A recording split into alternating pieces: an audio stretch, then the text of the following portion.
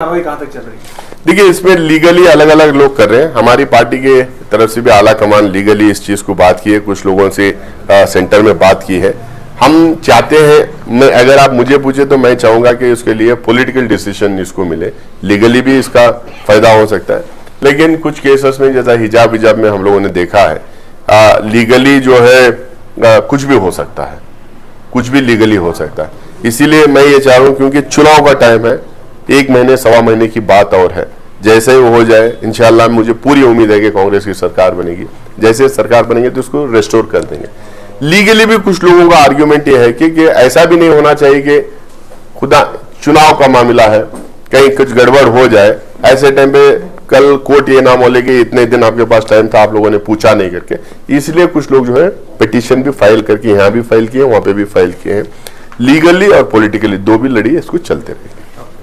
JDS या कांग्रेस? देखिए, अब स्टडी हुई थी, रिपोर्ट्स हुए थे, रहमान खान साहब अपना रिपोर्ट दिए थे। उस टाइम की सरकार, जेडीएस के टाइम पे भी कुछ लोगों ने मेहनत करने की कोशिश की थी, लेकिन हमारी सरकार उसको उस रिजर्वेशन को मुकम्मल की थी और दी थी। अब आज जो मौजूदा जो हालात है, 20 साल पहले सियासी हालत देश में और सियासी हालत स्टेट में जो थे वो अलग थे।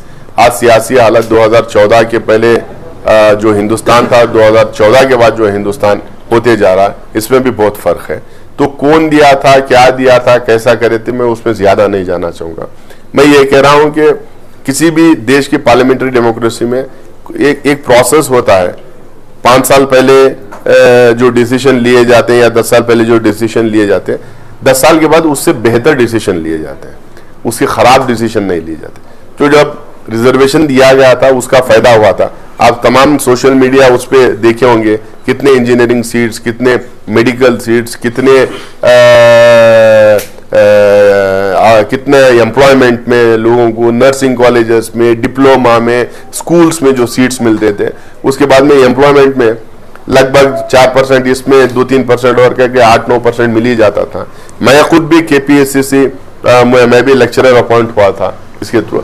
तो बहुत सारे ये जो फायदे थे वो फायदे खत्म हो रहे हैं। तो कभी भी जो है किसी भी स्टेट या नेशन, किसी भी स्टेट या कंट्री जो है प्रोग्रेस करना चाहिए, रिग्रेस नहीं करना चाहिए, आगे बढ़ना चाहिए, पीछे बढ़ना चाहिए। बहस पीछे की बहस में मैं जाना नहीं चाहूंगा। आज मसला ये हमारे सामने बहुत बड़ा सवाल है, ये रोजी रोटी का सवाल है।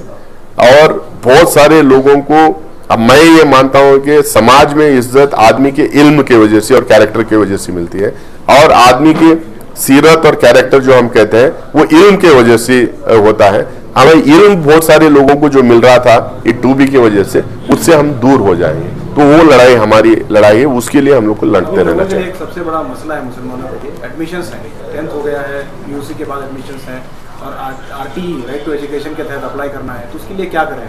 देखिए, इसमें एक तो जो है जो लीगली गए, अभी आप लोगों को पता चल गया है कि मई 14 के बाद वो पोस्टेड हो गया है, तो उसमें हम कुछ नहीं कर सकते।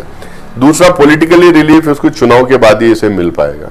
अब चुनाव के बाद जब पॉलिटिकली रिलीफ मिलेगा तो जाहिर सी बात है रेट्रोस्पेक्टिव इफेक्ट से करेंगे। अब अनडू कर देंगे जो डिसीजन है, उसको स्क्रैप करने का डिसीजन इन्होंने किया है, उस डिसीजन को हम अनडू कर देंगे, खत्म कर देंगे। तो ऑब्वियसली जो है पीछे से आपका लागू होगा, यानी कि जो है 4% कंटिन्यूस वो कंटिन्यू होते जाएगा। तो 10 दिन 15 दिन बाद भी जो है एडमिशंस हो सकते हैं।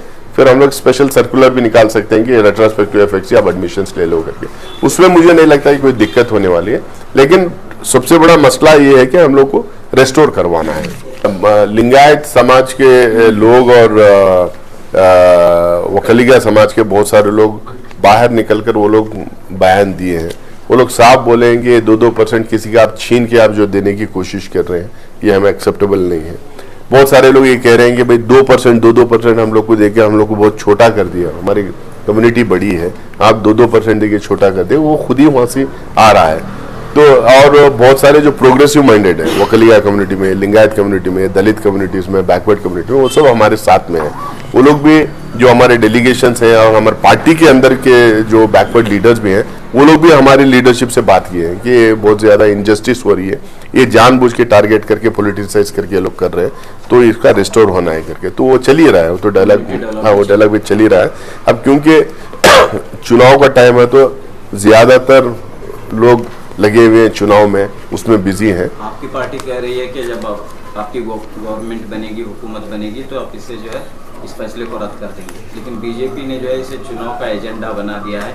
ऑलरेडी जो है अमित शाह के बयान आए हैं, कैंपेनिंग में इसका इस्तेमाल हो रहा है, और वो बेबाक तरीके से कह रहे हैं कि मजहब की बुनियाद पर जो रिजर्वेशन दिया गया था वो हमने ख़त्म कर दिया है। तो इससे क्या बीजेपी को फायदा हो सकता है? देखिए, बीजेपी, ये जैसा मैंने पहले बताया कि बीजेपी सिर्फ और सिर्फ इसलिए इसको स्क्रैप की है कि वो चुनाव में उनको फायदा हो। चुनाव के टाइम पे समाज में डिवीजन ला के पोलराइज करके वो चुनाव जीते, सिर्फ इसलिए।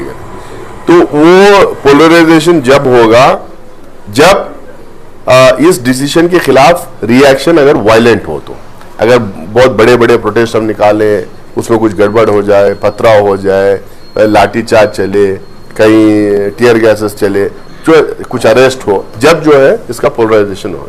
लेकिन अदरवाइज मुझे लग रहा है कि बाई एंड लार्ज हिंदू समाज भी ये कह रही कि भाई उनका 2-2% निकाल के बांट के दे रहे हैं, ये तो मजाक बना दिए करके। ये एक नंबर 1। नंबर 2 ये है, वो लोग तो करेंगे, अमित शाह और नरेंद्र मोदी जो है इस मुद्दे को उछालेंगे। तो हमारा सवाल ये है, भाई मुस्लिम कम्युनिटी को रिलीजन के नाम पे दिया गया था, तो जैन कम्युनिटी को, बुद्धिस्ट कम्युनिटी को किसके नाम से दिया जा रहा है? वो तो कास्ट तो है नहीं, वो लोग तो रिलीजियन ही है, अलग रिलीजन है ना, अलग समाज है, अलग समुदाय, अलग कम्युनिटी है वो, तो फिर उनको कैसा दे रहे? तो ये आर्ग्यूमेंट जो है हम लीगली भी होंगे, पॉलिटिकली भी होंगे, लेकिन हम लोगों को उनके ट्रैप में अभी फंसना नहीं। 1 महीना, सवा महीना हम लोगों को मैनेज करके निकाल लेना है ताकि चुनाव निकल जाए। चुनाव के बाद जो है हमें मतलब है 4% हमें रेस्टोर हो। हमारा मतलब सिर्फ इतना है कि 4% हमें रेस्टोर हो, पिछले पहले जैसा था वैसा, ताकि हमारे बच्चों को उसका फायदा पूरा मिले।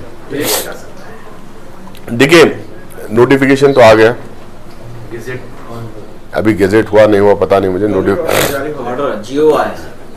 गवर्नमेंट ऑर्डर आ गया। गवर्नमेंट की जो मंशा है उसको एकदम जाहिर कर दिए कि ये हमारा है कि हम लोग इसको हटाना चाह रहे हैं।